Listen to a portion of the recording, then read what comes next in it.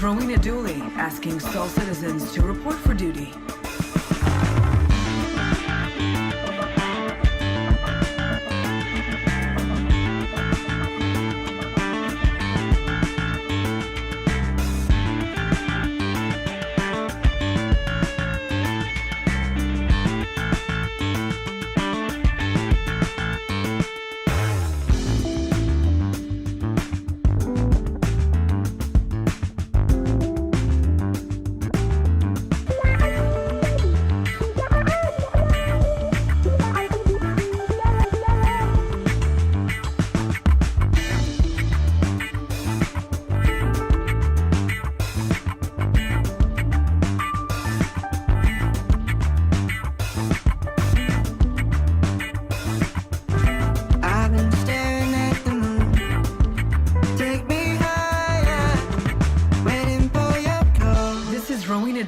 Asking Sol citizens to report for duty.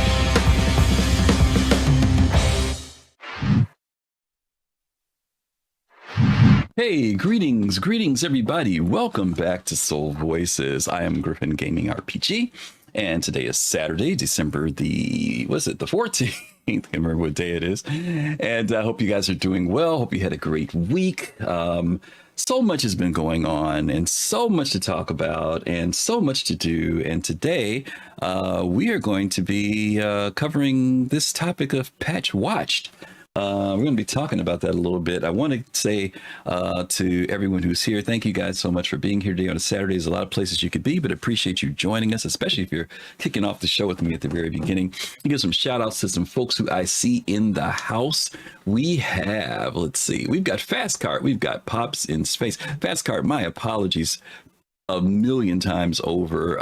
I did not put the show notes in, and I will drop them into the alerts channel now for you. So please forgive me for that, for not giving you what you need, as you always help me each week. And I truly, truly, truly appreciate that. Let's see who else we got in the room today with us.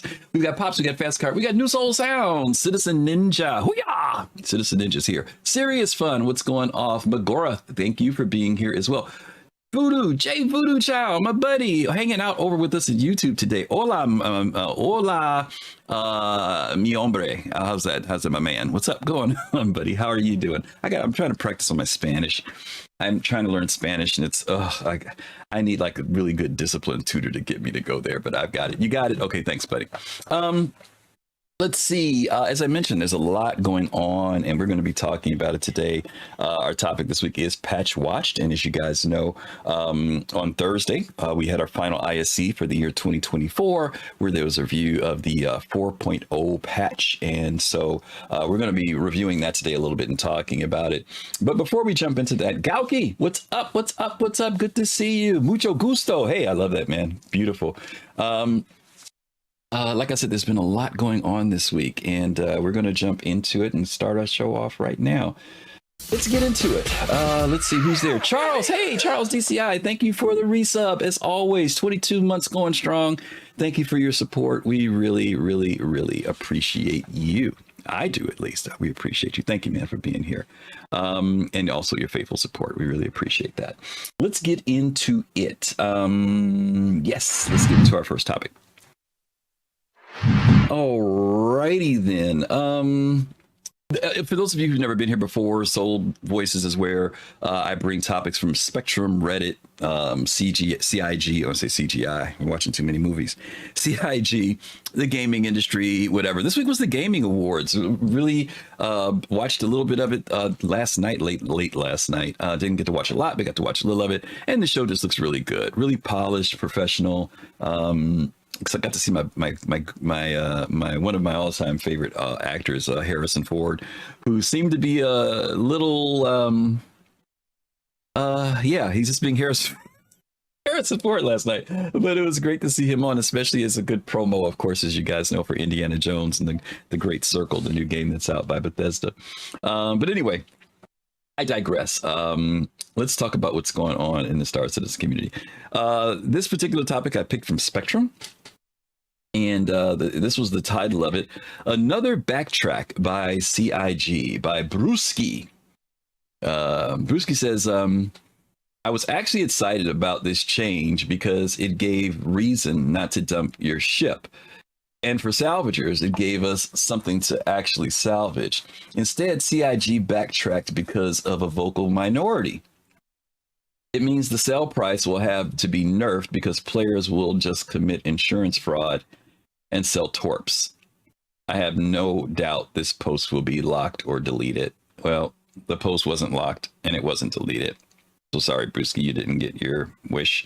But this is in relation to, as you guys know, this week, CIG had initially implemented a thing where if you respawned your ship after you reclaimed your ship after it was destroyed, you would get it, but you wouldn't have your ordnance on it. There would be no missiles, there would be no torpedoes. And there were many people in the community who raised a bit of, they weren't happy about it. Let's just say that. They weren't happy about it. And mostly because, people have gotten used to that dynamic of the game. There were other people who said, well, long time coming. It was supposed to happen eventually. Nobody really, some people felt like we always figured that you just get your ship back. You wouldn't get all the weapons, all the ordnances and stuff on it, like stuff like you stock, like guns and stuff maybe, but not like bombs and missiles and things. And CIG had talked about this idea of implementing different levels of insurance when it came down to components. There's life insurance that you're going to be taking out later, a whole bunch of other things. So this idea of the economic, having these money sinks, we know they're coming. But this seemed to catch people off guard. And it wasn't announced. They just did it. So I get why it may have caught people off guard. But it's not something that, some of us, we just kind of knew. I mean, we heard about it. It was like, well, okay, it's finally here. Let's move on. But there were other people who really, really weren't happy about it. And, there's been this thing when CIG implements some things that it's about timing, right? There are some people who say, okay, we get that's where the game is going. But there are other areas of the games that aren't either implemented or aren't balanced yet to necessarily justify a decision that's being made. This happened once before when the insurance claims were raised in their times and their prices. And people were like, oh, my God, and I understood it because there were some people who lost their ship because the game was buggy, not because they were shot down or they made some error with flying, but maybe they were flying their ship and the game crashed or something weird happened. And now their ship that they got, they had to wait an extremely long period of time. And maybe that was the only ship they have. Now, some people might say, well, they should just go rent a ship or go fly with some other people. That's very true. But I think that the problem is that the game, when something happens that's outside of your control, and now you're forced to do something else because the game failed, then that becomes a problem, right? And so because the economy is so weird right now, they're still tweaking it and everything. They've been raising the price of certain things, certain items in the game, but they've also been raising the amount that you can get paid, your payouts for things. People weren't necessarily braced for it, right? And we haven't had a lot of time. There was also the fact of the timing of the launching of the Polaris.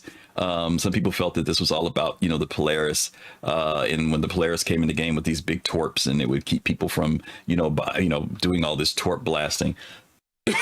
May or may not have been the case. To me, that never crossed my mind.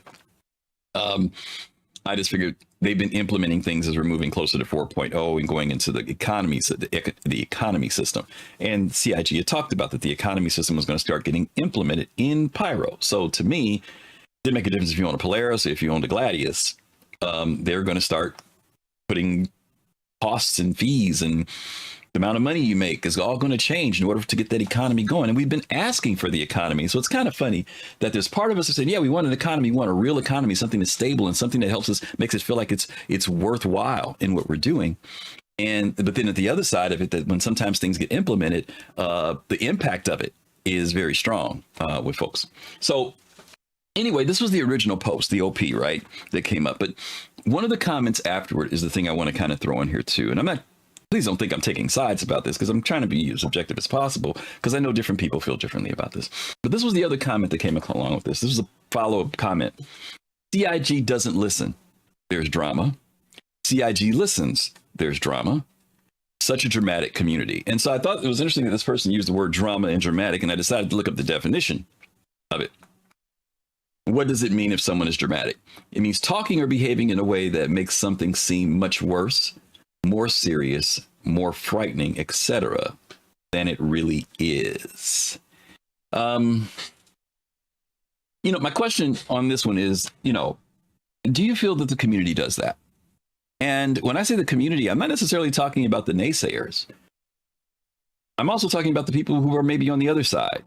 Those positive people, those white knighters, is there a tendency to make things more dramatic when it comes to the state of Star Citizen or any game for that matter?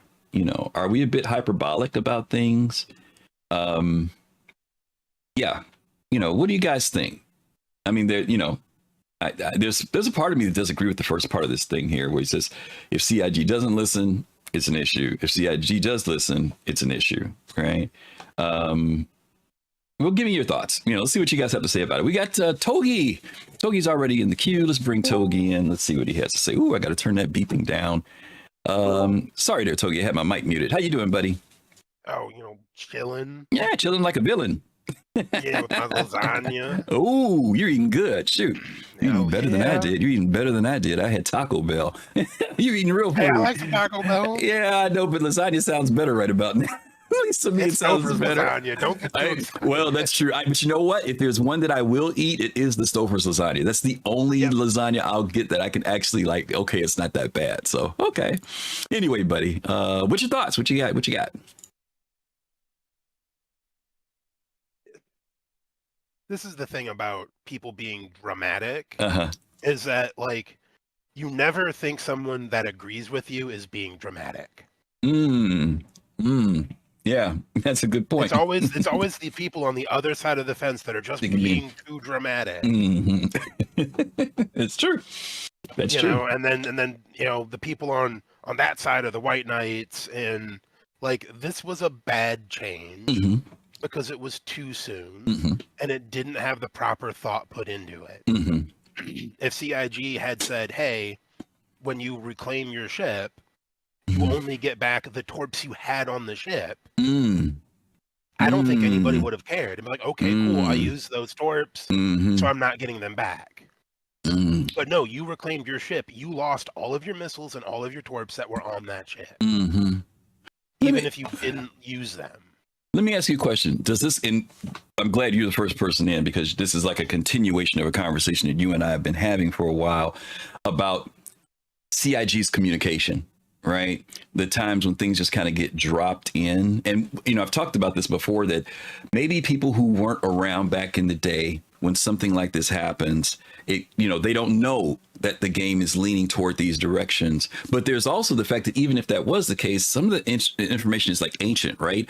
Is this one of those examples where CIG could have, as a part of their preparation for 4.0, could have told people, hey, this is something that we're going actually announce it a little bit ahead of time? It's not like it's a secret, you know what I mean, game function. I think that if they would have implemented it the way that they tried to, the feedback would have been the same. I agree with you about the way it was done. I'm talking about your point that you've been making about how they communicate, right? And I'm saying even if they did it the way you did it, the way you just mentioned it, right? I'm saying that I wish CIG would start bracing people for these changes because the economic thing is a big part of the game. Right. The reclaiming ships is a big part of the game and people have been asking for it. But there's always been this we never know when it's going to happen. We just know it's supposed to happen. So I'm saying, do you think it softens the blow if they communicate better?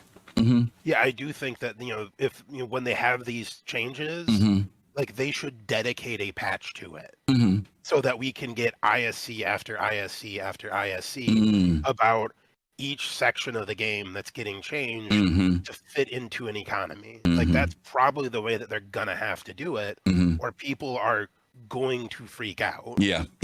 Because there's a part of me that feels like there needs to be a bit of, and I hate to use this term, but there needs to be some hand holding, because everybody's not aware of what is supposed to happen in this game. Let's just use something again, like just the insurance thing, right? If you came in within the last year, 2 years, excuse me, that whole process about what's supposed to happen with reclaiming and stuff is kind of maybe oblivious to a lot of these people. And I'm saying, I don't know if CIG just takes it for granted, but I just feel like they need to, if they're going to start moving forward, if they're going to start implementing stuff, like if they're at that quote unquote place where now we're going to start bringing things in, I'm saying it, because it's like a catch-22. There has to be, there has to be some talk about communication, right? They need to start letting folks know something in game. Yeah, that'd be cool. Mm-hmm. You know, that like cool. When you like something on the ASOP, they've got the ASOP into building blocks. Mm-hmm. Maybe the first time, you know, if you're a new player, mm-hmm. you know, maybe when you go to that terminal and you hit your first insurance claim, mm-hmm. that it breaks down the insurance claim system for you. So you know. And you can not read it if you want to. Mm-hmm. And it tells you, it goes to your Moby Glass. Mm-hmm. Mm-hmm. Yeah. There needs to be more stuff like that in the game, probably. Yeah. But I mean, at the same time, CIG also needs to implement things better with more forethought. Mm-hmm. Okay. You know, I mean, I'm sure that they want the data mm-hmm. on how people deal with these changes so that mm-hmm. they can balance accordingly. Yeah. But like what we have now wouldn't give you that data either. Mm-hmm. Yeah. Right? Because now you're losing way more torps than you should be mm-hmm. because you're not losing them to ships lost, you're not losing them to being used, you're losing most of them to bugs. Mm-hmm. Yeah. And until that changes, you can't mm-hmm. you're gonna lose players if you punish bugs that hard. Mm-hmm. Yeah, that's a good point. Okay, buddy. Appreciate that. Thanks, man. Yep. Alrighty. I'm not sure who was up next. I'm going to bring in Pops, then Jay, then Fisk, because I'm not sure who was next. Hey, Pops, how are you? Hey, okay. Good. I'm okay. I'm going to try to make sure I understand this. Okay. As best I can. Sure. All right. Togi says that they should do an announcement. No, I was saying that they should do an announcement. I was saying that what I wish they would do. See, here's the funny part, right, Pops? Something good gets added in the game without an announcement, no problem. Yeah. Something bad gets implemented in the game without an announcement, it's a problem. Okay. And what I'm mm-hmm. saying is that this issue, particularly with the game being so oriented more toward combat right now, right? That means that there's a tremendous amount of players who are going to be impacted by a change like this. And I was just saying that when they're going to do something like this, instead of just dropping it in, that they could do some type of, like I said, if you've been around for a long time, the fact that this mm-hmm. came in was no surprise. But if you haven't been around for a long time, mm-hmm. it catches you off guard, right? And so you start you start getting the why did they? Right? You mm-hmm. get those type of questions. For me, it's like, oh, they did. Or oh, they finally did. You see what I'm saying? So I'm saying mm-hmm. Maybe if CIG were to communicate when this is a pretty substantial change, again, considering this game is very combat heavy, that when people get their ship back, they've been so used to, when I get my ship back, my weapons are here, my ordnance is here and everything else. Now my ordnance is gone. They've also been basing it upon the fact of how much missions had been paying out back in the day, right? Because a lot of them didn't know that the missions had got increased. So they're seeing a torpedo cost $500,000, but there are payouts for $2,000, right? And they're like, whoa, what's up with that? You know, so I'm saying there was a little shock, right? There was sticker shock when this happened for some people, right? So, but Togi was just saying that the way that they implement things could be done better in such a way that it becomes, they like he was saying, maybe they implement it at this level for testing so people can get used to the idea, and then they can get better feedback on whether that's the right direction to go versus going hard all the way and then they end up pulling back, right? Because of the community pushing back on it. Yeah. Now, wasn't there was a part in here where people, correct me if I'm wrong, mm-hmm. there was a part in here where people were,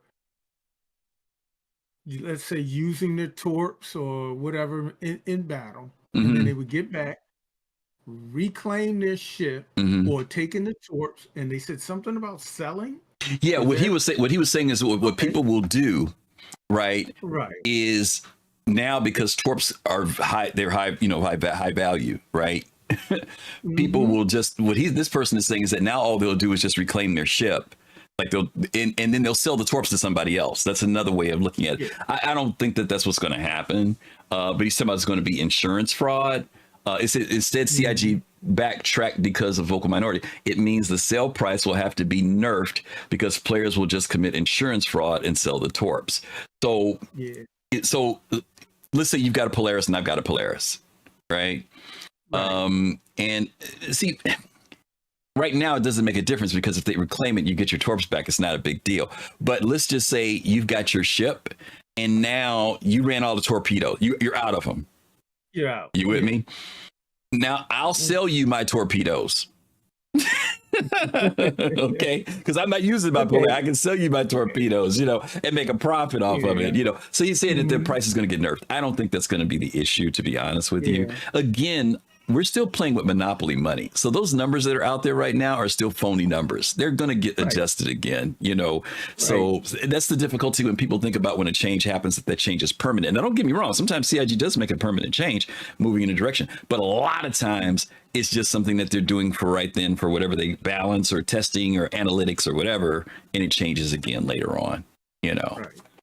Well, so two points I'd like to make. Sure. First of all, the price is in EPTU, so you don't know what it's going to be when they go live. Yes. The second part is, about whether or not CGI should warn us when we, the torpedo. If you use them, you don't get them back. To me, that borderlines on an exploitation. When you fire all your torpedoes and you go back and claim them and your torps are back, that's an exploitation. I don't think they should be. Why should they give you a warning on an exploitation? Oh, no. That's your practice. Oh, no. I think what he was saying is some people don't understand how the insurance thing works or the reclaiming works. And so he was saying that people need to know that when you reclaim your ship back, this is, when you're using insurance or whatever, this is what can happen if you do certain things. I don't think it's an exploit. I don't think that's what we were saying at all. I think he was just saying that, remember I was talking about how there's some people who know how the game is supposed to be and some people who don't. He's saying that some people don't know how that whole thing works. So I don't think that there's going to be an exploit side to it. Not to be funny, and I understand Togi's point, but God knows what the instruction manual for this game is going to look like. I mean, there's so many things and nuances to this game that we have over the years learned how to do. Like I was having a problem earlier doing something in the game, and Colossal reminded me, which is one of the things that us old veterans know: when something don't work, do what? Get out of the seat and sit back down, right? I mean, who knows that when you come into the game? Now, I'm just talking about that's a workaround, but imagine all the things that we've learned over the years about this game and all the mechanics that are supposed to be in here, translating that to players, right? I mean, you've seen people just try to take off from a hangar. People just try to find where the spaceport is. There's a lot that's going to be to this game. And the insurance levels that CIG has talked about, even when we were at CitizenCon this year, there was a little bit of haziness, right? About that warranty, insurance, all that stuff came up because they had to come back and try to clarify what they were trying to say, the different levels of insurance. Some people don't know that when you go to the hospital, the reason why there's a place there called Olympus Insurance is because that's where you can get life insurance and health insurance. Some people don't know that you'll be able to insure your cargo when you take on a job or when you're doing your own cargo runs. They just know about the reclaiming insurance for their ship. There's so many dynamics to this game that it's going to be really interesting to see how they're going to get all that information out to people so that they understand. I mean, don't get me wrong, a lot of games are complicated. And of course, there'll always be the YouTube video that people can reference to, but it's just going to be, there's just a lot to this game and we haven't even gotten anywhere yet. You know what I mean? There's still so much that we haven't, look at all the resources like Urkel and all the tools we use and all these things to learn how this game works. It's going to be an interesting thing to me. But yeah, that's basically what it is, Pops. I don't think it'll work as an exploit. It's just a way to let players know how something works in the game so that they can make and like Toby said, if they don't want to read it, they want to ignore it. Just like when people click that box at the end of when they buy something, hey, it's on you, bro. You know what I mean? Yeah. Okay. True. All right, buddy. Okay. Thank you much. All right, let's bring in Jay Voodoo. I'm running behind here. I'm talking too much. Jay, how the heck are you, man? I'm doing well. Thank you for having me. Good, buddy. Okay, so this topic, you kind of put it on a tee for me to hit out. Okay. First of all, is there too much drama in CIG? I believe was the kind of question you laid. Are we dramatic? Yeah, are we? Are we be dramatic? Dramatic. I want to say how alarming it is, the level of drama that we have as a people. And so, and I'm being dramatic on purpose to demonstrate this. Right. Second point. If I want to sell my torpedoes because I get more value out of that UEC instead of throwing it at something and missing or doing whatever damage it does, that's player generated content. It is. Yep. Player driven economy. That's the direction CIG wants. So for this particular post to not understand that, you know, that's something that they're kind of not clued in on getting it right. And that is definitely the direction that is going in this game. Yeah. Yep. And interestingly enough, if the price of torpedoes is affected, it's affected because of the players, right? It doesn't mean that CIG has to go in and do anything. I mean, it's kind of like the difference between somebody who's selling fuel versus going to a fuel station, right? I mean, if somebody wants to sell their stuff, and now mind you, they CIG, this is the other thing this is what I talk about things that CIG has talked about that people don't know about. CIG has talked about insurance fraud in the game. They talked about the fact that their analytics will pay attention to how often you destroy a ship, right? Yes. So, and they said you'll be penalized for it. Now, this person doesn't know that CIG is building in these things to be able to protect the economy in many ways. So, yeah, sometimes. So back to your conversation with Togi. Yeah. My thought is that CIG could introduce reference points to those ancient things that they said way back when that is lost in, you know, the 12 years of development that no one wants to go through other than Space Tomato or someone, you know, for CIG to reach back and say, okay, we've been saying this, you know, this is one of the pillars we built all along. We are now to that point, and then, you know, put those in the patch notes or what have you. Yes. That is not going to stop the drama by any means, because people are going to be dramatic, because I can't stress enough just how alarming we are at being dramatic. Yeah. Yeah. I'm sometimes amazed.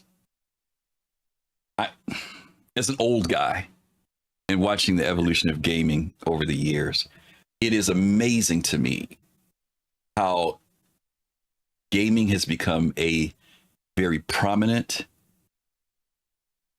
part of our culture. Like, you know, back in the day, we thought gaming was just for arcades and kids, right? And now those kids have grown up in a culture and a generation where it has become a major part of culture. Right. It's not a subculture anymore, is my point. It has become a part of culture. And we can say the same thing about social media, a lot of other areas. And it's interesting to see how passionate we can be in gaming. And that doesn't mean just I'm a Star Citizen. I'm just speaking about gaming in period, and how much it can actually affect people's lives to the point where it becomes a part of our lives. It's not just a hobby. You know, it's not just, you know, that thing that we do, but for many folks, it is very much ingrained into who they are. And when things get to that level, you can see how things can become so hyperbolic, can become so dramatic. It's very easy to say, oh, it's just a game. Because that is what it is. It's just a game. But gaming is no longer just a game anymore for many, many people. And I'm not talking about because you've invested a certain amount of money in it or time. I'm just saying it has become a part of people's lives, you know. I watched a video not too long ago. I don't know if you saw this, and I don't want to digress too much, but I watched this video of this, I don't know, it looked like it was staged, but everybody says it wasn't staged. Did you see the video with the girl who canceled her boyfriend's PlayStation game or Xbox account? I think he played sports or something, I forget. It was worth $400,000. It was the way that he was taking care of his living, his house, her, and everything. And she was like, you're spending too much time gaming. So she went in and erased his account. You know, and The guy went ballistic. I mean, he went nuts. And if, at first you see it, you would think, oh, he's just hollering about a game. But no, that was his livelihood. That was the way he took care of his family. That was everything that he did. Who would have thought that, people are generating that level? Thank you, New Soul Sounds. It was NBA 2K. And, but that's how he was taking care of everything. Who'd have thought that? It's pretty amazing to see that gaming has become, to your point, so dramatic and so serious in people's lives, but it is a part of culture now.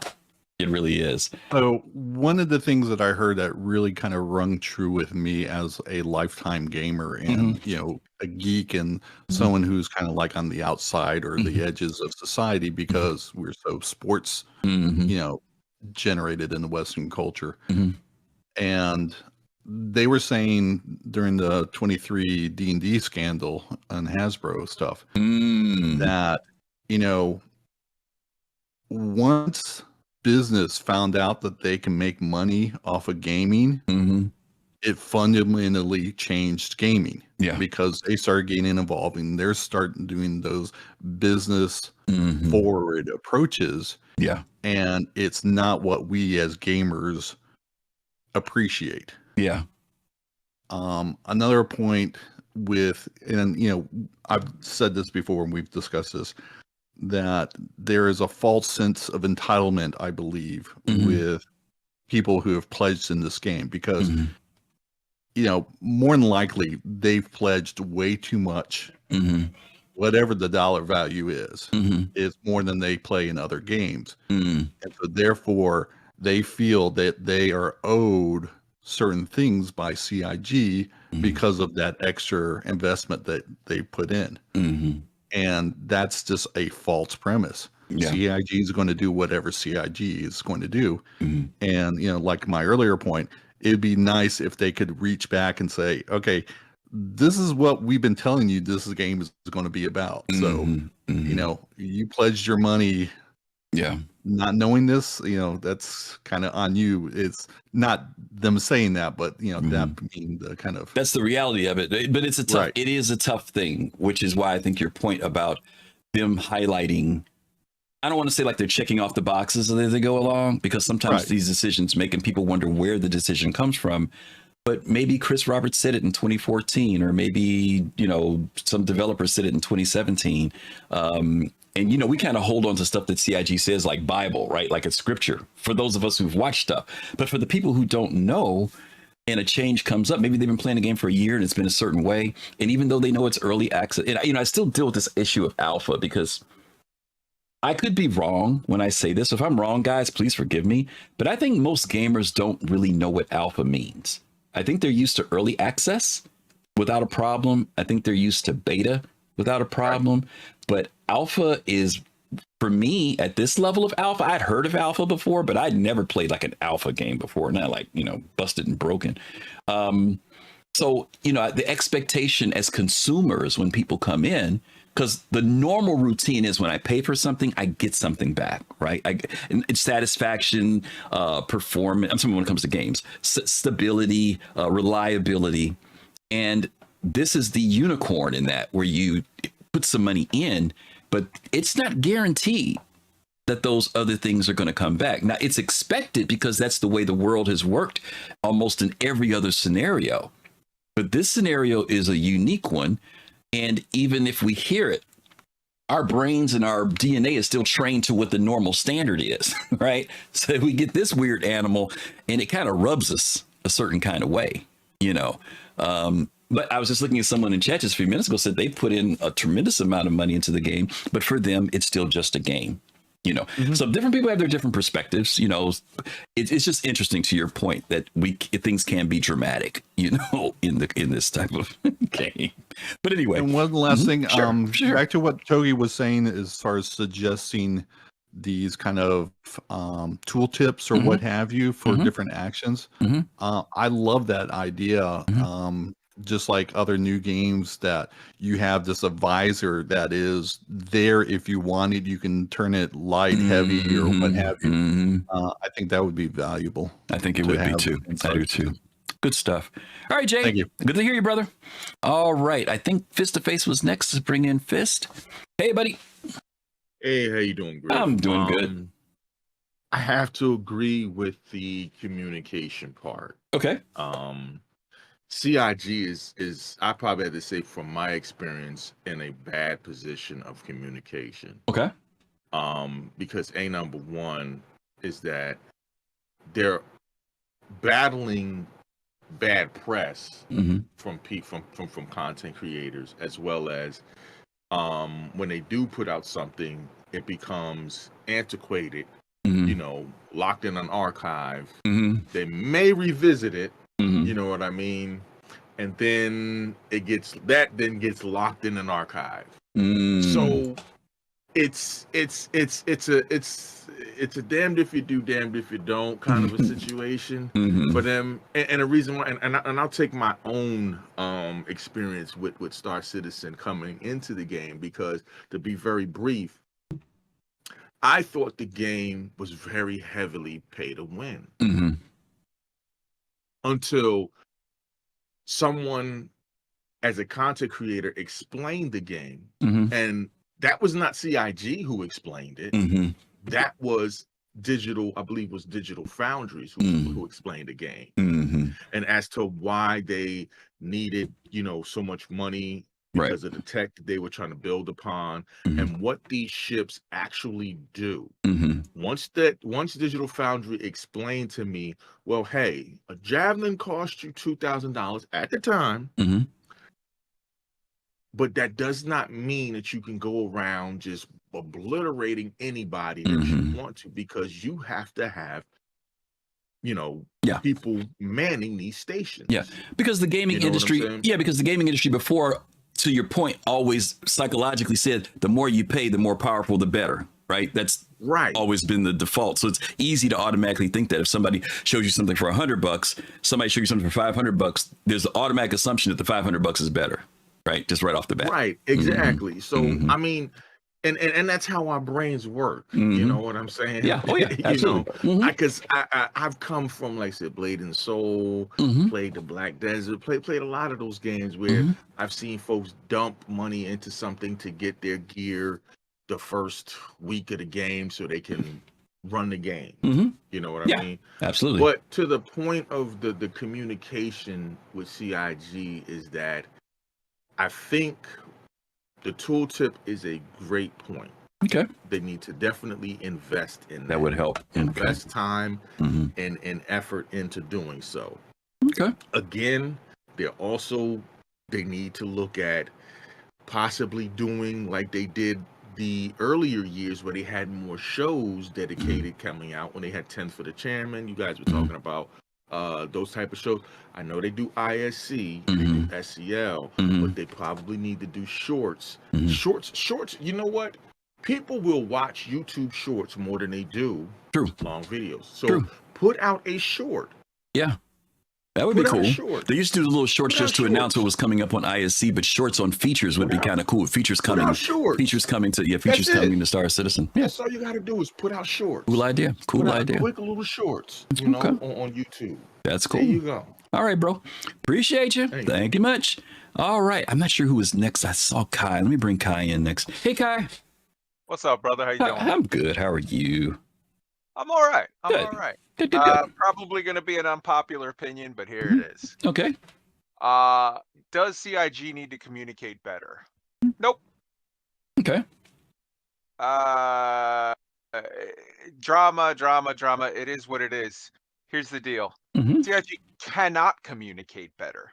Okay. Because communication means you're expressing what is happening or what is going to happen in this case, and they don't know. They're developing the game. They're making it up as they go along. So for the people who said, oh well, we should pull out we should do a better job of showing, hey, this thing that they said 2 years ago, 3 years ago, the last thing CIG wants to do is remind you of all the shit they've said over the years, because 99 it goes in 8,000 different directions. We're gonna do, it's gonna be more, it's gonna be less, it's gonna be, the value is going to be A, the value is going to be B, the value is going to be C.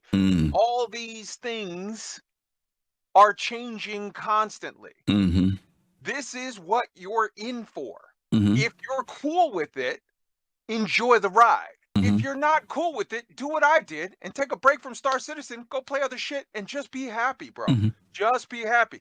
Like that's like saying, you know, I signed up for the Marine Corps. I enlisted and I spent my time in. Okay? Where am I going to be living in a year, 2 years? I don't know because they don't know. They as needs dictate, they make changes. Maybe a year from now, I'm going to be living in Afghanistan. Maybe a year from now, I'm going to be living in Hawaii. Maybe a year from now, I'm going to be living in Idaho. I don't know. They don't know. They can't tell me. So like, oh, they need to communicate more. The more they talk, the more they piss people off because then people go, well, you said this, you said, and look, the truth is they don't know. They're making the game and then they're like, oh, we think it's going to be this. We've got a plan for this. And then it's like, oh shit, that broke. That doesn't work. We need to scramble and come up with a different thing. Or holy cow, we can do this whole new thing that's so much better. Let's do this. If I promise you, Griff, that I'm going to give you $1,000 and then a month from now, so because you invested in my business and I promise you a month from now, you're going to get a dividend of $1,000. And then because some big contract comes through, the fair deal of your dividend should be $10,000 because it's proportional to your investment in my business.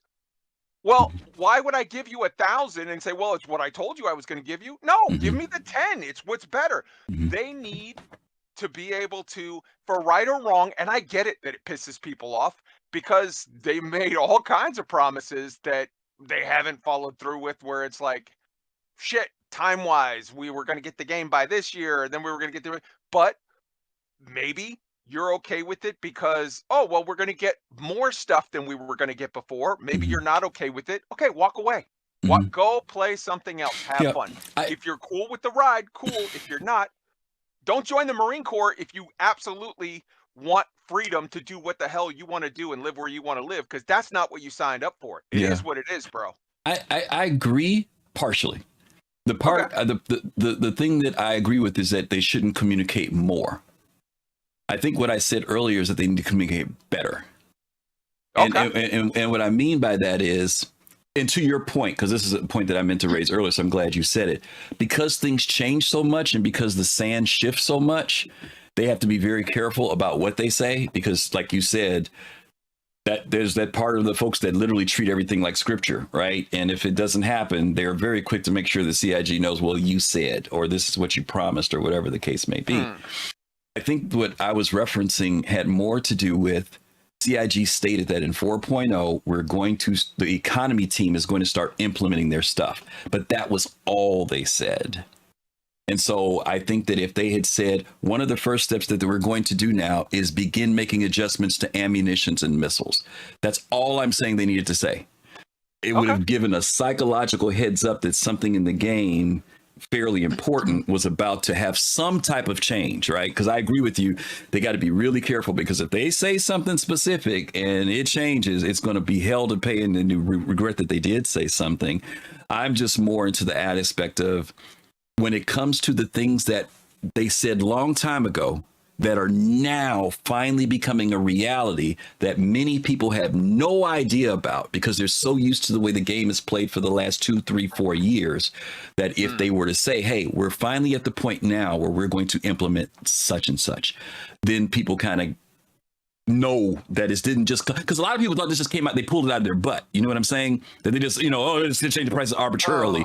And that wasn't the case. And you get it because you've been around for a while, I agree strongly that they need to communicate better. You know how they communicate better? They shut the hell up because they don't know what they're going to do. But there are some things that they do know, Kai. They knew that they were going to do this. They knew they were going to do this. Okay, but like you got people in the chat right now, Malchieri, whatever. He's like, hey, the way laws and businesses work is when you make a contract, dude, the contract that they made with you was give us your money and we'll work on a thing. Maybe you get something, maybe you don't. That's the contract they made with you. But that's the thing. When they say on an ISC, we're going to do this, we're going to do that, we intend this, we intend that, people go, oh, contract. Yeah. Now, that's not a contract. Your contract was give us your money. Maybe you'll get a thing. Maybe you won't. No promise.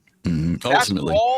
Everything else they say is just getting themselves in trouble. They need to shut the hell up and keep their head down and work and make something cool. Okay. That would be nice. I hear you. I hear you, Kai. Thanks. I mean, that's fair what Kai is saying, but they were the ones who promised communication. I mean, that was part of the deal on their end. And I think that's what the community holds them to, is because that's what CIG said. And so that becomes the tough part. Don't get me wrong. Many of us have always felt that if this was a closed project, we wouldn't be hearing any of this drama. We all be playing No Man's Sky, or we'd be playing Elite or something until this game came out. But that is not necessarily the case. But I get it. Let me bring in Volt and Admiral, and then we got to move on. I am in this subject for so long. I thought this was going to be the short subject for today. Volt, how are you, my friend? Doing good. Good. How about you? Good. Good to hear you. So, yeah, I mean, looking at all this, like, we should have, like, the people should have known, because one of the biggest, like, look at the Polaris. What was the Polaris advertised as being able to do? Reload torpedoes on the fly. Like, you saw it in the video that they released. There are torpedoes on the deck going up to be reloaded. That should have keyed us in that, like, prepping and getting these torpedoes ready is going to be something that we're going to need to do. And I think, like, part of this reason of getting us ready to, like, buy these missiles is that I genuinely think is that they should be, I don't think they should shut up to some degree, because, again, this missile change was something that they were planning for. That's why they mentioned it. And they were very clear as to what they were doing. But because they were very clear about it, players instantly knew what it meant. Now, there may have been some things like, if you don't spend torpedoes, if you don't spend missiles, you get them back. That should have been, if that was the case, that should have been clearer. Yeah. But it's like, when they mention something, they typically know exactly what they mean. Yeah. Like, when they say it, this is the entire point of it. This is what we're doing. And I genuinely think it's to get people ready, because I don't think this magical reloading that we have, and this magical refueling that we have, isn't going to be around for much longer. Yeah. I noted when I played the most recent build of 4.0, if you go under utility, every ship now has a fuel port. It actually lists the fuel port Right. in there. That's not in live. Now, the ships do still have the fuel ports, but now that fuel port is actually listed. It's actually a part that will probably be able to change. Okay. But I think what they're trying to do is to prep us for physical reloading. Like, we're going to need to, for a lot of our fighters, we're not just going to press this magical button in our Moby Glass. Right, we're going to be physically doing stuff. We're going to have to connect things to our ships to reload them. Absolutely. And I think, because remember, not every missile is sold at every station or at every landing zone. Very true. Why can I get Rattlers from a station that doesn't sell Rattlers? It's very true. I think they're trying to get us, they were trying to basically say, like, hey, if you're going to be using missiles, you better buy all of the missiles that you need. And then you can reload them. I think that's what they're trying to get to, and that they're just getting us ready for this. It's also that people would be less likely to use missiles if, one, they have a super high price tag to them, where you have to pay that to get them back. But also that you can't just commit insurance fraud and continuously get them back over and over again. Right. So let me ask. Let me ask you a question, because I don't want to lose this thought here, because you're going down a track that I want to follow here. Totally made a suggestion. There's the current state of the game, which was, you reclaim your ship, you get everything back. Then CIG made it where you reclaim your ship, but you get nothing. I mean, as far as ordnances, you don't get any ordnance back, right? Right. Do you think that the happy medium would have been, I've got a Polaris, I've got 28 torps, I have fired 8 of them, I get destroyed, I get my ship back, I get it back with 20 torpedoes. Now, I'm only saying that because I'm getting the ship back in the state that it was in when it got destroyed. I'm not getting all 28 back. I'm just getting it with the 20. Now, I'm not saying they should do that. I'm asking based on what Togi said, if they had done that, would that have been a step in the direction of what you're talking about? So that later on that people understand, until the insurance gets implemented that covers my ordinance, because that's the problem. I don't have a way to insure. I've invested, I think the torps are like $500,000 each. So if I've got, 10 million in torpedoes on my ship, right? And I've lost them all, even though I get my ship back, I've got to have 10 million bucks available to make that ship usable again. If I have insurance, I'm covered. If I didn't pay for an insurance, then hey, it's on me. So do you think that if they had done something like that, that would have softened the blow a little bit to move us toward that point of insurance later on? Because right now there's no buffer there. I hope I didn't make that too confusing. So yeah, I mean, they gave us feast or famine. Feast was you get your ship with everything. Famine means you get your ship back, no missiles. I'm saying because they went down the middle and said if the ship got destroyed and 20 torpedoes were still on it, when we give it back, we'll give it back with those 20, but you're not getting 28. Right. I think that could have been a way to keep it in. Mm-hmm. And so people wouldn't be as mad. Mm-hmm. But then you also have the issue of then insurance fraud. You then still have that issue of like, well, if I destroy my ship, mm-hmm. I took all the... Now, if it's like takes from exactly when you destroy it, then yeah, if I took off all my missiles and then destroyed it, it will have no missiles. But that's why their analytics have to cover that, because if I destroy it with no missiles on it, I should get it back with no missiles on it. Exactly. And I think, I do think that this was really just to prep us mm-hmm. and make us understand, because think about what they said with like a couple of years ago, or like 2 years ago at CitizenCon, mm-hmm. they made mention of missile racks. Right. That we'd be able to put missiles on missile racks and transfer them. Mm-hmm. I think this was part of that. Yep. That this was supposed to be that, okay, you're not having missiles anymore. You have to buy missiles physically. Mm-hmm. And I think what's going to happen is we're going to see a change to the vehicle or to the load vehicle out, the way loading. Mm-hmm. The ship service. They wanted to get the carts and stuff, and they didn't get them to us yet. But you're right. I think you're absolutely right.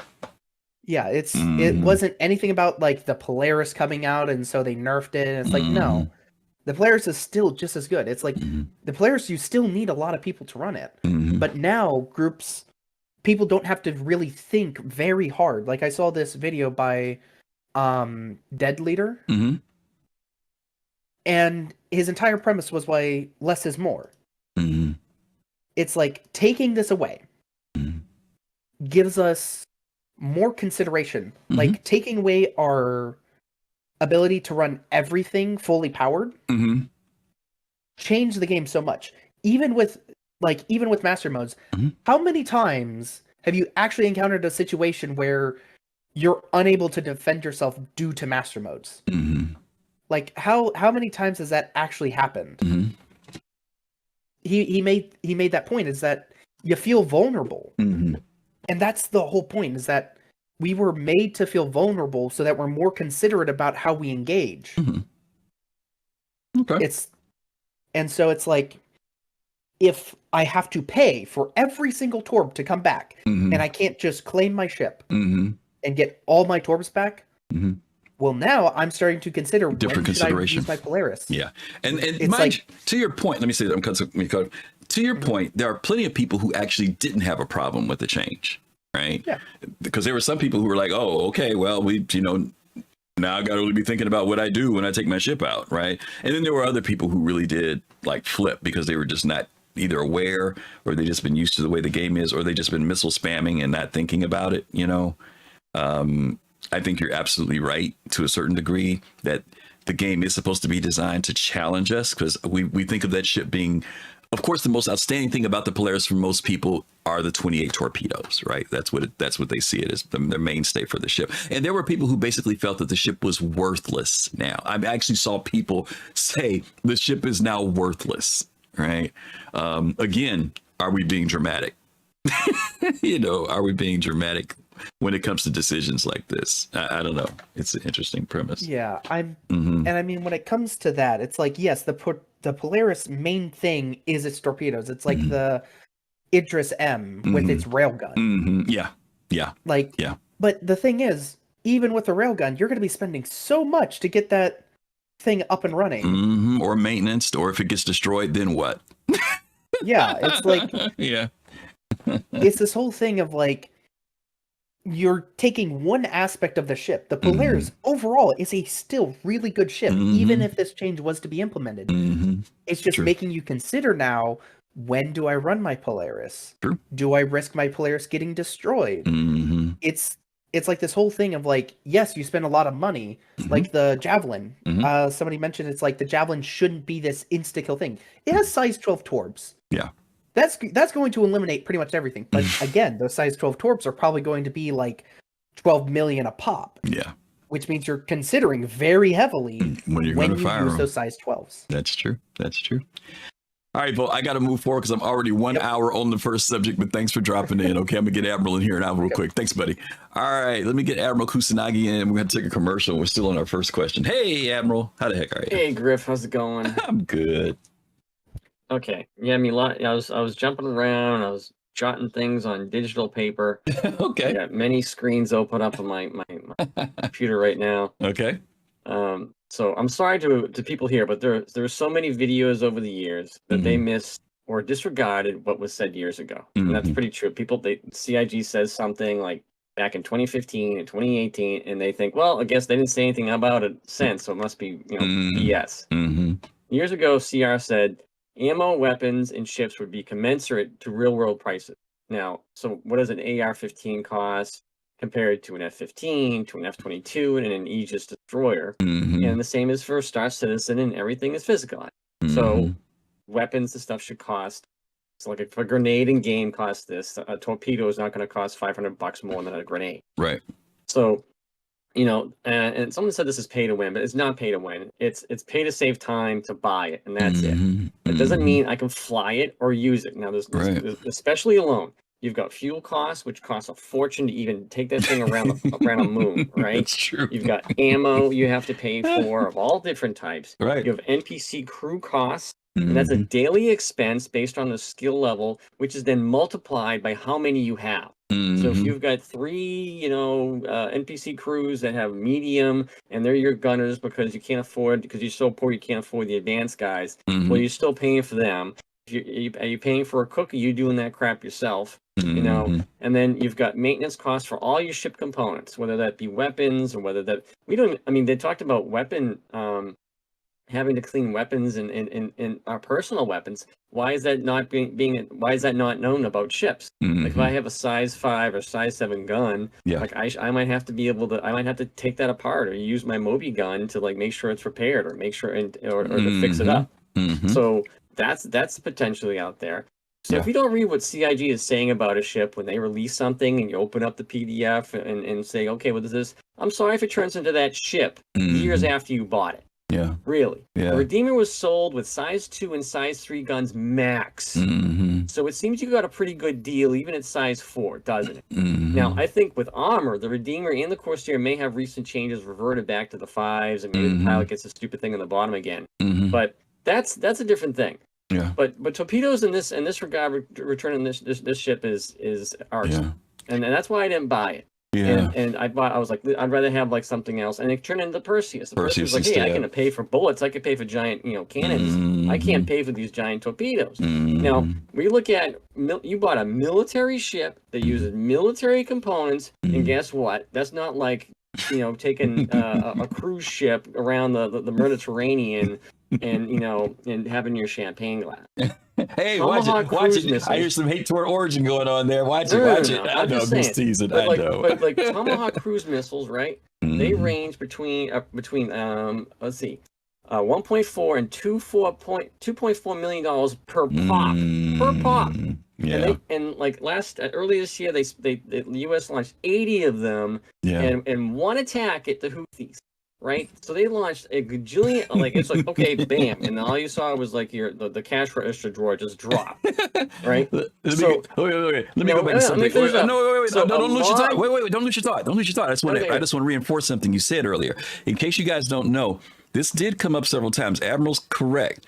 Chris Roberts actually used naval examples. He talked about what a carrier would cost, what a destroyer. He went down that list, and he did talk about the fact that the prices, not that we would use those prices in the sense of those numbers, but he was talking about this is how much it costs to build an aircraft carrier. So to his point, that's why these prices, they may seem ridiculous that a torpedo costs $500,000 or $250,000, but Admiral's on point with this. CIG did talk about this. Go ahead, Admiral.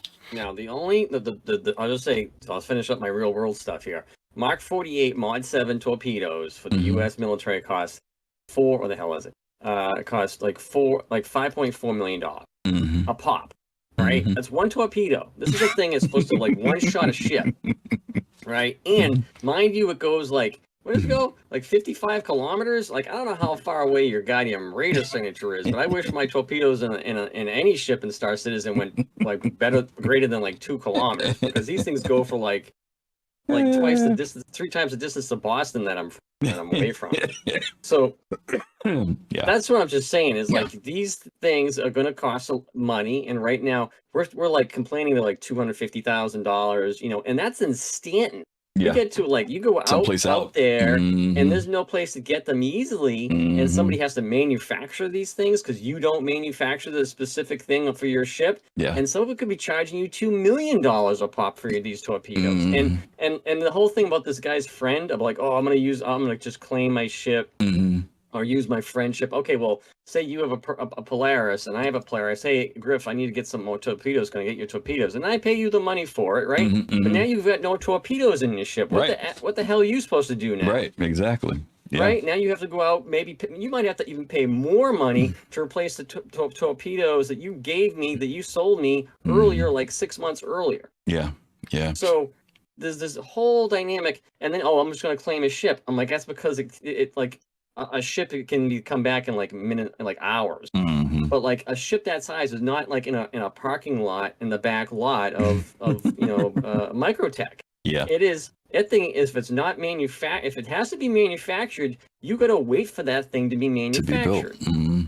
That's true. And we don't know how long it's going to take, like, to do an actual claim. To get manufactured. It might be quicker to have somebody with a manufacturing a giant ship like we saw to actually manufacture it, or like, maybe in a space station. God knows how long that will take. I mean, how long is it supposed to take a bangle to get manufactured? It might be in there for months. For real. This is like a big time thing. Like I've always tell people, I'm like, this is not called Star Citizen, it's called Time Citizen, because it takes to do stuff, and people are all pissed off with cargo movements, and I can't believe this stuff is physicalized. I'm like, because it's called Time Citizen. I've been saying that for like 3 years now. That's a good point. That's my good point. Grinding my gears. Good point. Thanks, Admiral. It's good stuff. All righty, very cool. The other thing too, I know it's frustrating when things don't seem like they all come together with these different pieces, but because this is testing, they have to implement something to test it. I wish they could just implement all the elements together and test them together, but it doesn't work that way in development. It would be nice. It would be easier on us as gamers, but sometimes they have to just test one element at a time. To Admiral's point about the weapons, we all can kind of see how this whole crafting thing has exploded in ways that we never expected. And we've even talked about, will this mean that you as players will be able to craft weapons? Will you be able to have your torpedo manufacturing company where that's what you do in the game, right? That gives that economic edge to the game that's player driven versus you going someplace and buying torpedoes. We just don't know where they're going completely, but we think we can kind of see what they're trying to do. So just kind of understand that what we've got right now is still just the groundwork. We're still at tier God, with this whole thing with this, we're at tier 1, tier 0, whatever, with the economy still. So anyway, let's get ready to jump into our commercial break. Whew, this is the first time I think we've ever spent the whole hour on the first question. So we're going to do a quick commercial break, and then we're going to come back and we're going to hit our second topic. Thankfully, it's going to be a little bit shorter for the third one today. So we'll be right back. Greetings to those of you who are still watching. If you're watching, you're probably a subscriber to our channel. Again, want to say thank you to you all for being here. Thank you for your support, your continued support, supporting both Soul Talk, Soul Citizens, and Soul Voices. Tomorrow's show, we are doing a show called Prepare for Pyro. And as we're getting closer and closer to 4.0, we'll see whether or not CIG is going to make it available live. We know that it's in the ePTU right now for people to play around with. Whether they're going to go to PTU and then go to live, or whether they're going to skip PTU, we'll have to see. There's still some work that needs to be done. It's not completely perfect, but it's running pretty decently in ePTU. So we'll see where CIG goes with that. But again, that'll be tomorrow. And next week, I think we're going to do our show with the player haters next week. So yeah, if you want to see the player haters next week, try to join us. I think we're still trying to pull it together. But that'll be next Saturday at the same time, 2 p.m. Eastern time. Thanks again for your support, folks. We really appreciate it. Okay, we are back from our commercial break. Let's get into our second topic, which is the ISC patch watch. Usually at the end of the year, CIG does this like end of the year kind of show, talking about all the things that they've done and accomplished and things that they've achieved.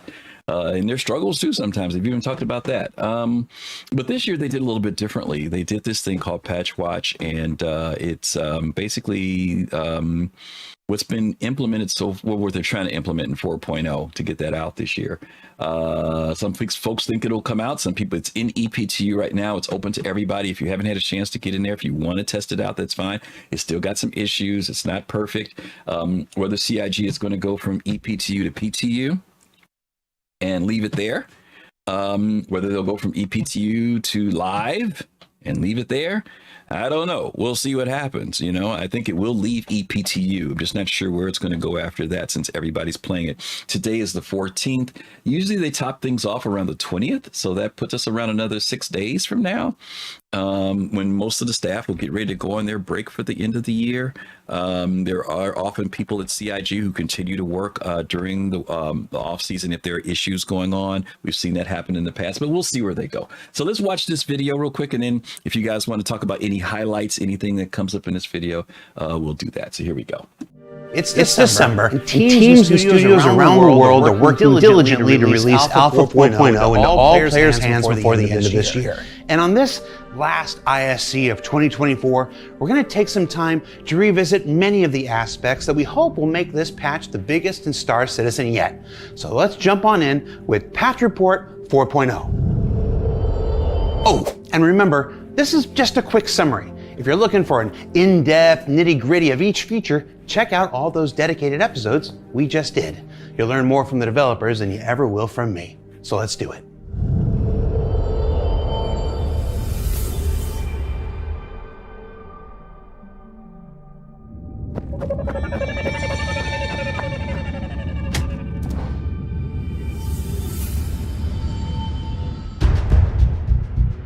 It's hard to pick the most important element of Star Citizen Alpha 4.0, but any conversation must start with the arrival of server meshing, the underlying technology that will increase player capacity and server performance for years to come, with its first iteration allowing for the largest expansion of Star Citizen's universe yet.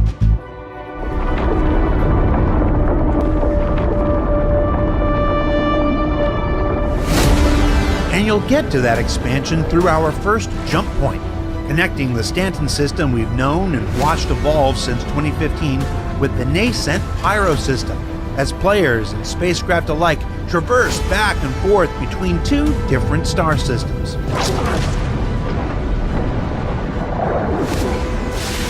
Of course, once you get to the Pyro system, you'll encounter a new array of space stations and asteroid bases, each providing opportunities and challenges galore as you navigate the worlds of Pyro's various factions like Rough and Ready, Headhunters, and the Citizens for Prosperity. And within these locations, you'll discover my pick for most exciting new feature of Alpha 4.0, the Contested Zones, where citizens will battle it out against NPC and player alike, solving puzzles,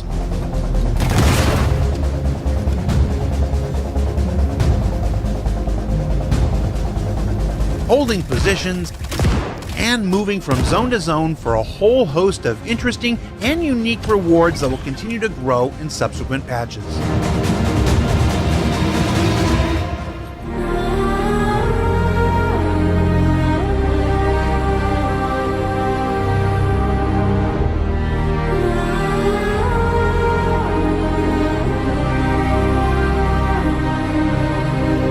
Then, when you're ready to explore further, the planets and moons of Pyro offer 11 new terrestrial locations full of adventure and commercial advantage aplenty, with its 6 planets and 5 moons playing host to a variety of encounters to discover in settlements independent, outlaw, and derelict alike.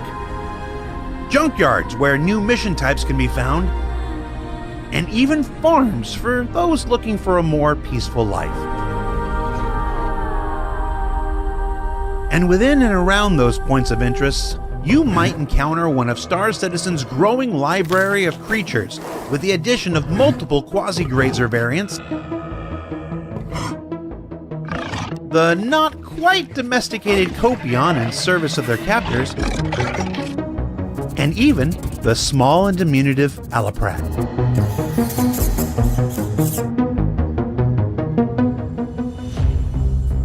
Then beneath the surface of Pyro's planets and moons, and Stanton's for that matter, new caves to be found in styles of rock, sand, and acidic beckon the brave adventurer to plunge their depths and conquer whatever creatures lie within.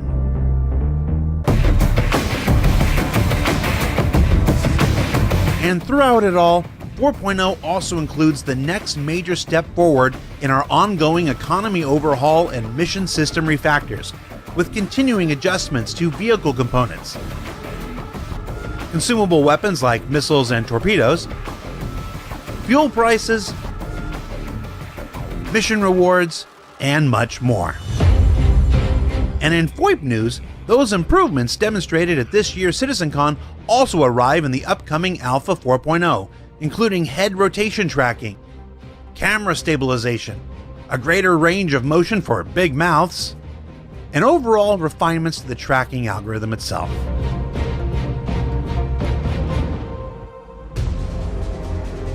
And then, of course, we can't forget spaceships, where the Anvil Carrick blast shields and opening cargo doors make their long-awaited debut. Let's just see that whole animation there. Yeah, splash shields. Do your thing. Also, what's this mean for the caterpillar doors? You gonna get those soon? Should we cut that out? Let's go ahead and leave that comment, shall we?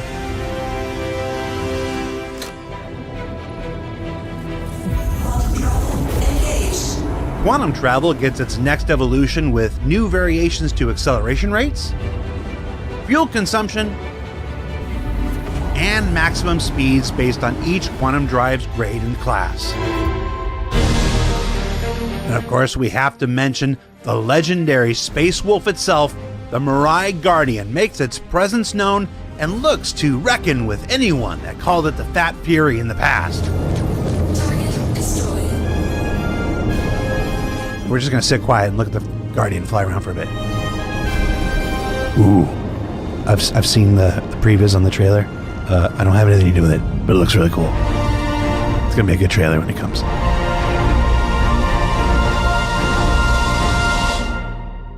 All in all, Alpha 4.0 is shaping up to be the start of a new chapter in the continuing story of Star Citizen's development.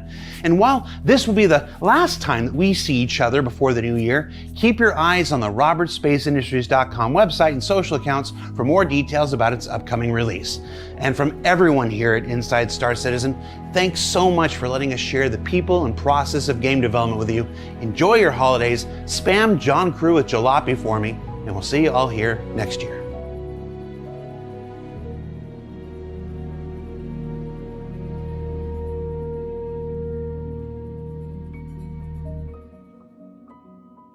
Okie dokie, okie dokie, okie dokie. That was our ISC for this week. Yeah, definitely want to get you guys' thoughts on what you saw. For those of you who maybe had a chance to go into the EPTU, you can share that as well. I'm going to bring in, let's see, I don't know who was here first. I'm going to bring Pops in Space in first, since he was the earlier person that was here, and then I'll bring in Vote. Pops, you there? Yeah, yes, I am. Yes, sir. What you got? Okay, they should have just named this ISC Vermin. Okay. Because listen, that is the most important thing in this whole episode. Because, all right, Griff, this is a scenario. You're on your 890 jump, you got a party of your fancy people, and a rat runs by. No rats on my 890, my friend. I'm telling you, that's all I gotta say. I'll let everybody say whatever else they want to say. All right, Pops, thanks. Okay. All right, let's bring Vote back in. Hey, Vote. Hey. Yeah. So, yeah, I mean, they brought up a lot of interesting things. I like that they don't mention it, but that they're also hinting towards it. If you don't know, that's fabricators with the data, with those pads that had the numbers 2 and 3 on it. Mm-hmm. That is in reference to the executive hangar. Mm-hmm. I personally have not gone into it, but I do know people who have. Yeah. You have to collect 7 of those cards. Mm-hmm. All of which are in the contested zones. Yep. However, for some of them, you have to access them via doing other things across Pyro. Right, exactly. So you have to access some of them, especially, I think, 2 and 3 in, or I think 1 in Checkmate, and then like... Don't tell.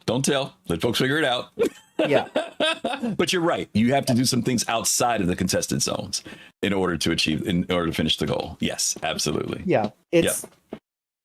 And I do like them showing that off. But I mean, as far as it goes, if you haven't played it, I do highly recommend that you do. I recommend that you at least try it, because there are some issues with it, but as long as we keep hammering those servers, they'll find those issues and work them out. But I remember when it was like Wave 1, which wasn't too long ago, but I was playing it during Wave 1, and if you got a full server, it was desync galore. You had people just teleporting around. You couldn't see anything. People were just stuck.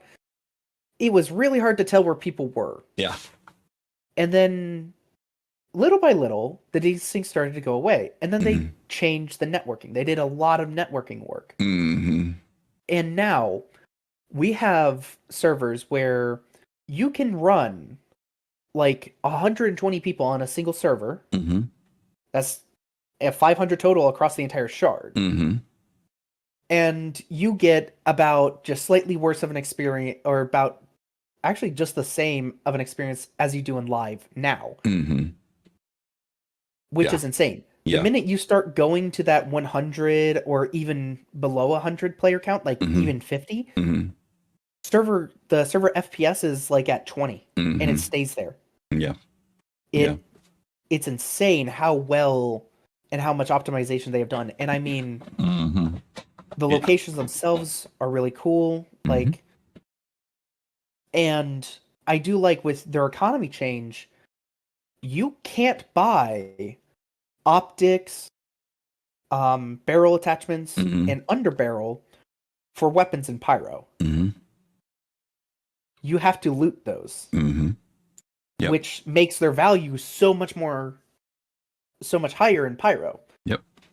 And they've already mentioned that, like, the size 2 compensator that's scorched, the scorched compensator, it can have like 50% reduced spread. So these looted versions of them, I think, are telling us what we're going to be able to do if we get the ability to craft parts, like optics and later on, and attachments. If we get that ability, then I think these scorched attachments are showing us what we can do to them. That's a good point. Where they're at least giving us a glimpse into how we're going to be able to spec the base gun when we get blueprints in. Right. This is reminding me of when CIG made it so that certain weapons and stanton we couldn't like buy from the store anymore. You know, like the P6s and stuff like that. Yeah. And they are starting to, like you said, do this same thing. I think, from my understanding, Class A, Class B components are not going to be something that you can buy. That you will have to find those, or work for them, or whatever, something along those lines. Which explains why we all start with Class C stuff, right? If you don't have enough money, then you got to buy Class D, right? Yeah, but that to get the other stuff will be later. Mm-hmm. That or certain variants of ships do start with different components. Right, exactly. Like, different components. Yep, exactly. And again, you're achieving it by taking over a ship, right? Instead of, now it's not, maybe I'm going to blow this ship up and maybe I see this particular ship and I know it's got Class B or Class A components on it, right? I mean, there's all types of reasons now to salvage, right? Or to take over a ship versus destroying it, right? I mean, you can destroy it for lulz if you want to, but you'll be flying around with your Class D and Class C components. So it'll be interesting to see as they implement this stuff, like you said, and you said this in your last comment about how they're slowly starting to bring these things into the game and, bringing the game to where they've always wanted it to be. It's just taking time to get there. But no, thank you for sharing that. And about that mission in particular, some people don't know that mission exists. They think the contested zones are just a place to go in and shoot away, but they don't realize, or just get loot. But there is a bigger prize. That's all I'm going to say to you guys. There is a bigger prize if you do the contested zone. So do your homework, look into it, and see what it is. Okay. All right, folks. Yeah, and sure, go ahead. And like they said, even that bigger prize, it's kind of a gamble if you get the best prize in there. Yeah.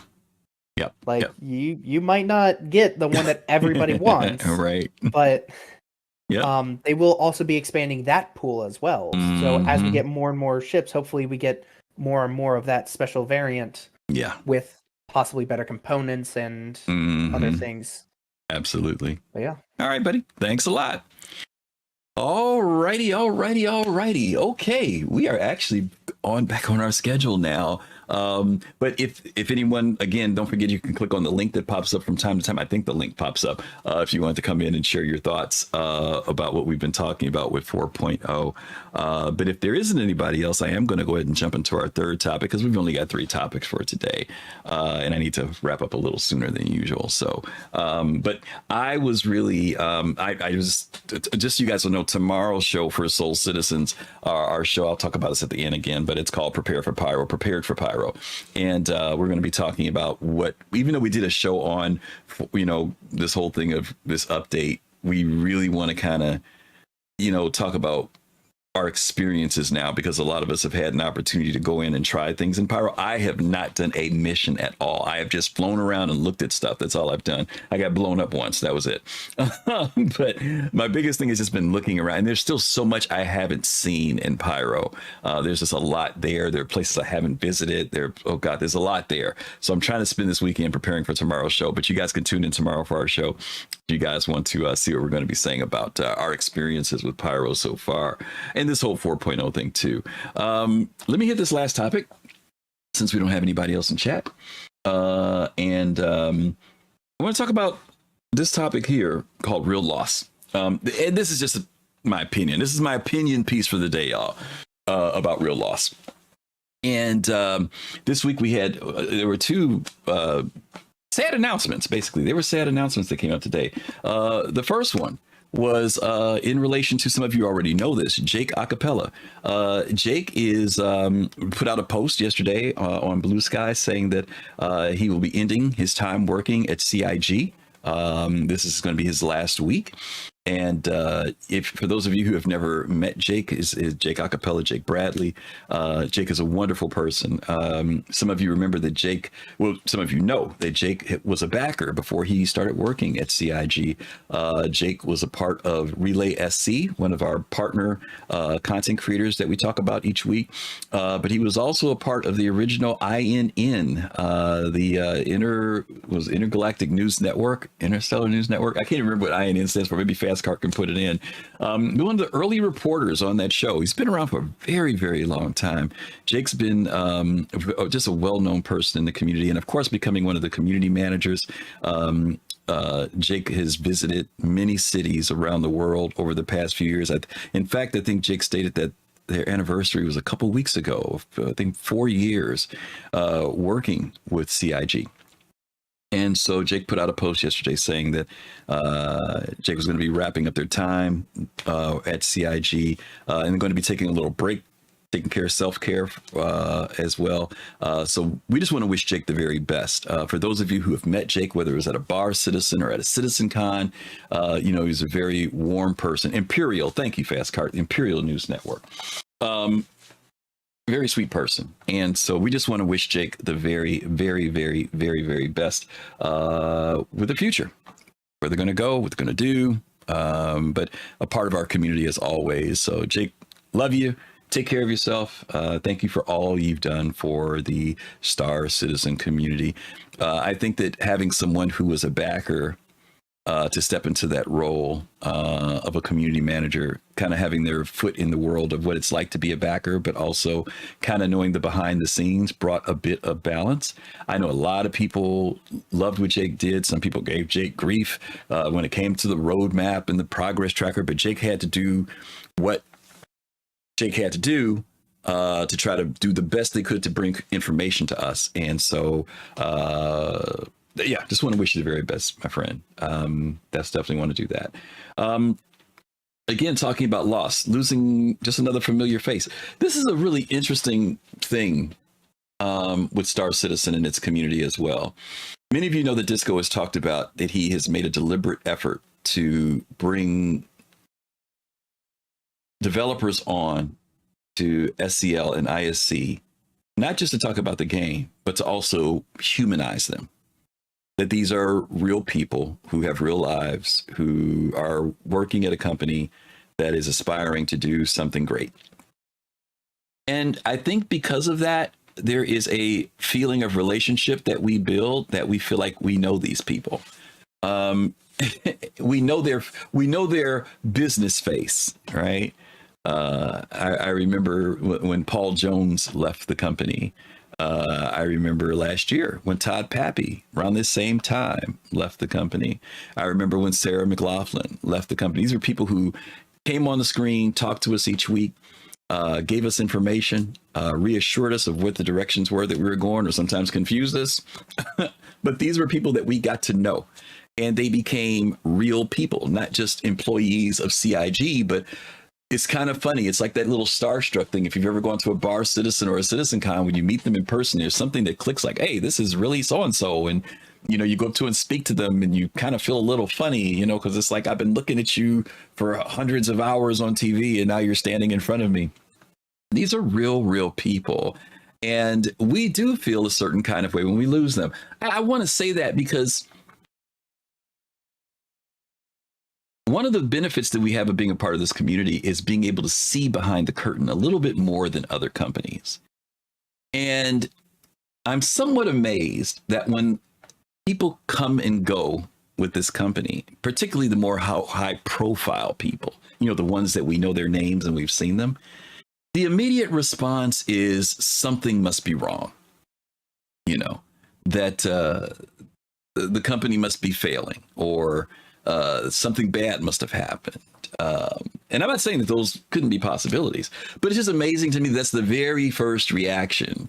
And in an industry where people come and go in these jobs all the time, in life where people get married or decide to move or decide not to move or decide to change their career, or maybe have said, I'll do this for a few years, but when I get myself in a certain place, I'm going to do such and such. We don't give allowance for any of that. We just kind of automatically take it down the road that something must be wrong. Now, I'm not saying that it's not, because in the gaming industry, as you guys know, man, stuff goes wrong all the time. Projects fail, studios close, employees get fired, all types of stuff happens, But what I want to say is that regardless of what those reasons are, these people are still human beings.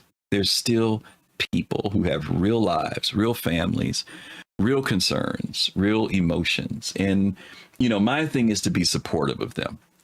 Even if you don't like the gaming industry, they're still people.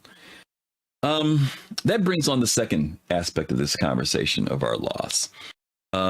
It was announced just the other day by Jarrett that the passing of his father, Dad Lando.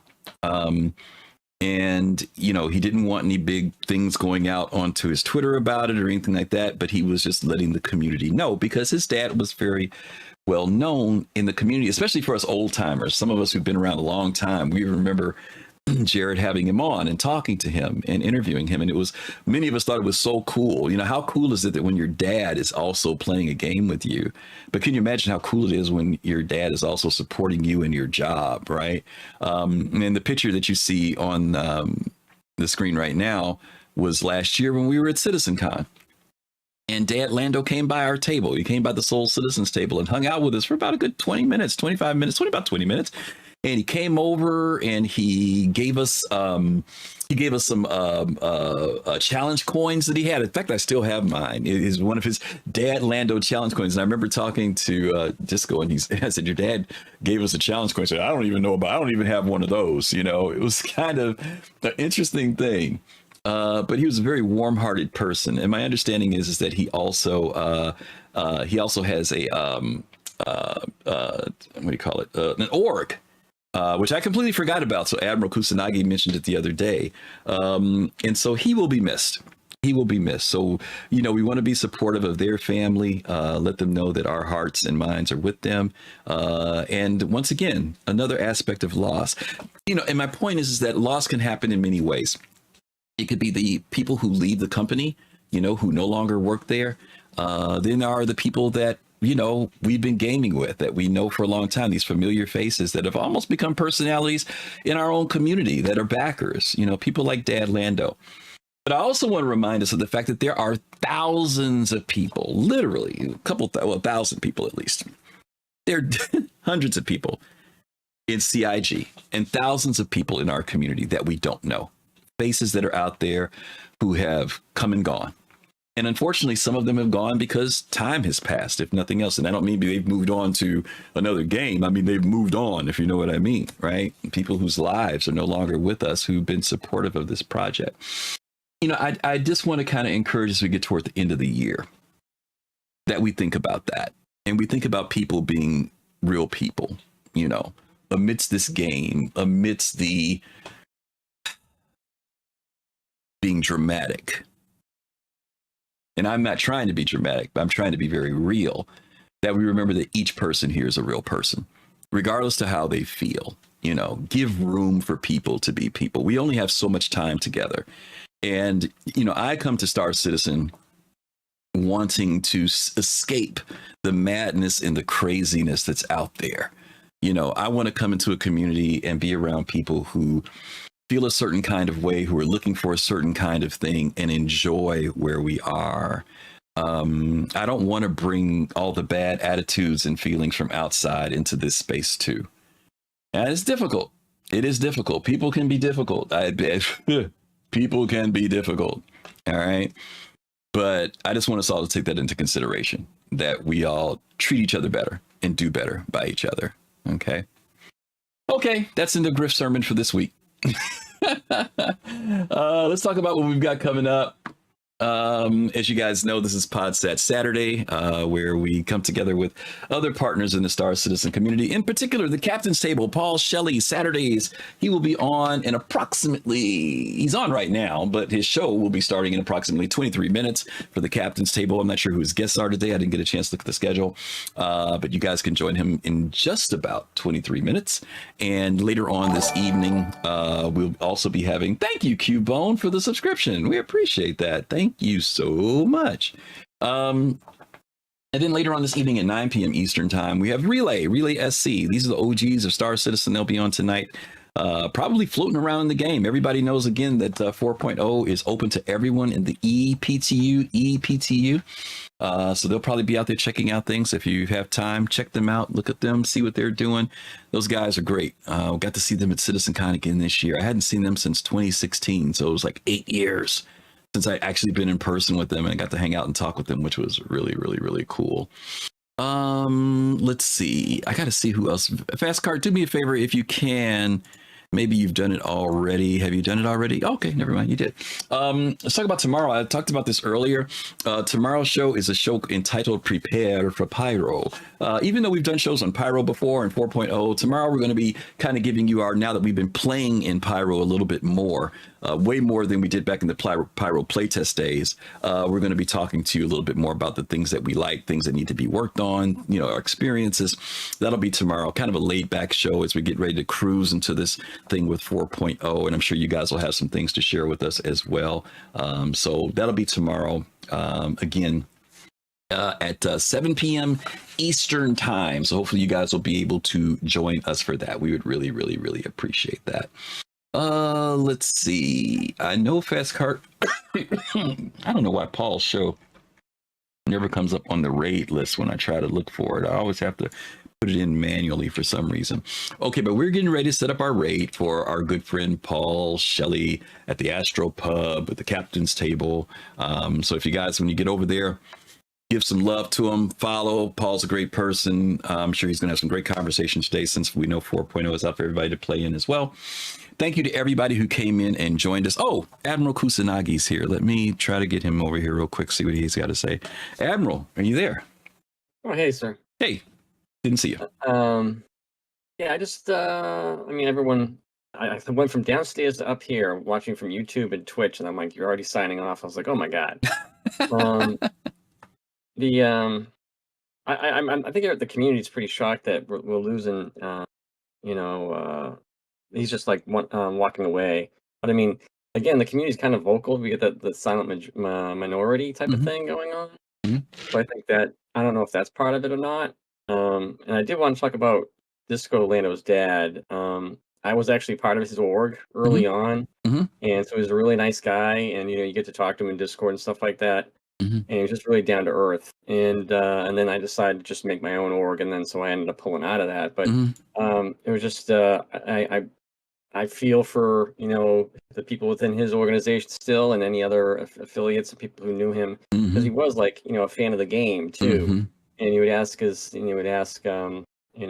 Jared, stuff, hey, what about this, and blah, blah, blah. So it's just sorry to hear that, but we've lost, a few people close to the community ourselves recently, at least one that I know of, 1701. And so I just worry that, on a personal level, I worry that Jared might also decide to pull back from Star Citizen, because, I mean, people don't know, but he actually went to England but for personal health reasons. The fact that the majority of the work was being done in the UK, and his hours were so wacky in the US that it was just better for his health to move out there. And then, as someone who lost my father a long time ago in my 20s, is kind of that thing. I hope he doesn't think that he lost out on time with his father because he was working for Star Citizen. And I could see that being a thing. Well, here's the deal. Here's the deal. Jared, if you know Jared, if you get to know Jared, Jared's a pretty solid guy. And seems to keep perspectives about life in very real ways. As you know, he can be very private, and he keeps business separate from everything else. And I mean, everybody will always have, I think, when we lose somebody in our life, there's always this dynamic of, could I have done more? Maybe my time would have been different. I'm not going to try to go into conjecture with that. What I want us to do is support them, their family, support him. This is a tough time for him. Obviously, anytime you lose a loved one, especially a parent, it is always a difficult thing. There's no easy process of that, but Jared also loves doing what he's doing. He's been very passionate about what he's doing. And I think that he'll have balance in it. I would be more concerned about supporting him more than worrying about what his future will be. Because we all go through that, and there are times when we need to step back and take a breather. But there's also an aspect that says that life goes forward too. And I think that, like you were mentioning earlier, your initial response was, well, the org might fall apart. No, that's up to you guys. The people in that org can continue his vision and his dream, or they can just say, well, he's not here, we're just going to let it go. I think he would want you guys to keep going. you know, because that's why he was here. I've talked about my own mortality with this game. I'm in my 60s. I may not get to play this game, but I would hope that Soul Citizens ain't basing it around Griff, that if something happens to me, you guys keep going. All this time and energy that I've put into this thing for people to say, well, Griff's not here, let's just let it go. That would be disappointing to me. I'll look down from heaven on y'all and be yelling. It's okay, I'll be Griffin Gaming RPG Pod Duo. I'll change my name to that. All right. No, but thanks for giving us that insight about him. I appreciate that, because that's good to know about him. He doesn't want any condolences on his Twitter handle. He just wants to. I've already talked about that. Yep. I lost my dad almost to the same day that he lost his. I lost mine on December 10th. So I know how hard the holidays can be. And so my best wishes to him and his family, and to everybody out there who, and to all the Star Citizens we don't really know of that passed away, and you know, Godspeed. Yep. So it just brings kind of things down to earth. So absolutely. Thanks, Admiral. Appreciate that. All right, y'all. Treat each other better. Love each other. All right. We'll see you guys later. Take care of yourselves. See you tomorrow, 7 p.m. Eastern. Peace, love, soul. Ciao.